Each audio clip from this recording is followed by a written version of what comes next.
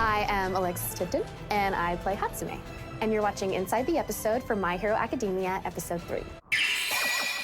A lot of crazy things happen in this episode. I just got out of the booth, so I just finished recording my first episode as Hatsume, which is really exciting. We're introduced to her in this episode, and we are also introduced to the concept of the sports festival, which is kind of like Olympics for heroes.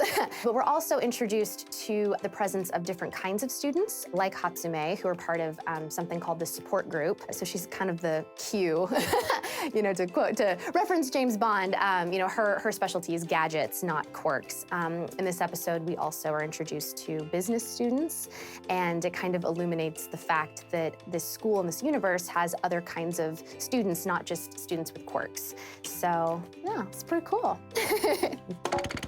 And it's also exciting because Izuku actually won this challenge in this episode, so he'll be moving on to the next round, which is also very exciting because, as we know, he's kind of everybody's favorite underdog, so he kind of had to, he did win the challenge by using his wit and resourcefulness and his mind instead of his quirks, which is really, really cool.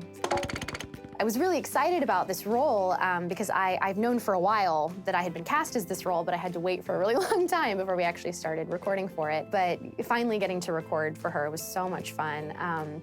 Just in the audition, I'd really gotten a taste for how quirky, only in a different way, that she is and how high energy she is. And so we were kind of solidifying the voice today and giving her this sort of mad scientist vibe, and which I love playing characters like that. I love playing characters where I can just completely go over the top. So it was so much fun, and I can't wait for her to show up more. She's so excited about her gadgets, and she's so excited about being noticed by big companies, and it's kind of clear that that's really all she's after.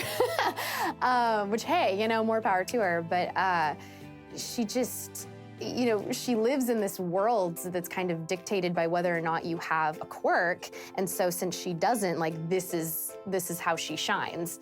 And so getting to voice her and explore that side of her just right off the bat. I mean, because when we see her, she's talking about her gadgets, that's in her introduction, and she calls them her babies, and it's very Dr. Frankenstein kind of. It's so much fun, and we were laughing so much in the booth, just trying out different things and playing around with her craziness, and yeah, I'm in love. I love her so much. She's great. Being a hero, my definition of being a hero is just anybody that puts others before themselves, and that can be on a macro scale or a micro scale. People that are risking their lives to protect our country and our freedom, people that are, police officers, firemen, and even just people on the street who are doing small deeds for strangers. Because you never know, even just smiling at a stranger or going up to someone and complimenting them, you never know how that could turn someone's day around.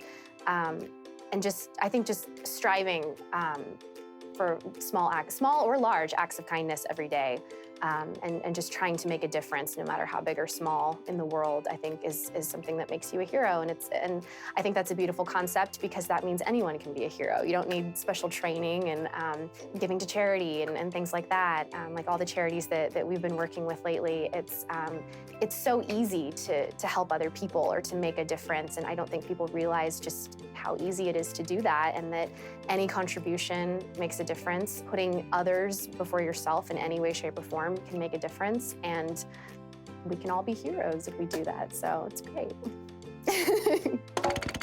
I think we put heroes, the term hero has such a weight to it. I think we put people that we feel embody that term on a pedestal, and that we can never be like them, and we can never, but, as I said before, that is such a,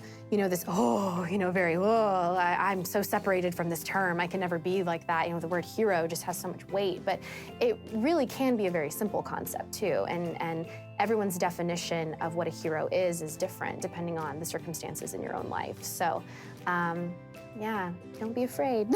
Don't be afraid, because you might, and I think everyone is someone's hero. Every single person has made a difference for somebody, whether they realize it or not. And I think that's, just to kind of bring it full circle, I think that's another reason why My Hero Academia is such a popular show, is that people can kind of see themselves in the main character, and that everyone loves a good underdog story for one, and that you don't have to be exceptional to be a hero. Like just being yourself, you can be a hero, and that means something different to everybody. So, and we see in this show that different people have different priorities, and different people interpret the word hero differently, and we see how it affects them, and we see how it affects their relationships with other characters. It just goes to show that you can be completely ordinary and still be amazing. Thank you guys so much to everybody who's been watching and watching these little videos that we've been doing and supporting the charities that Funimation is supporting, and charities in general. Thank you so much for supporting the show, supporting the dub, and in turn supporting all of us. So all of you guys are awesome, and just don't forget that it doesn't matter what you do. You can be a hero every day of your life if you want to, by doing small things, big things, and everything in between. So don't let that word scare you. Just get out there and be awesome and be a hero, because you can be.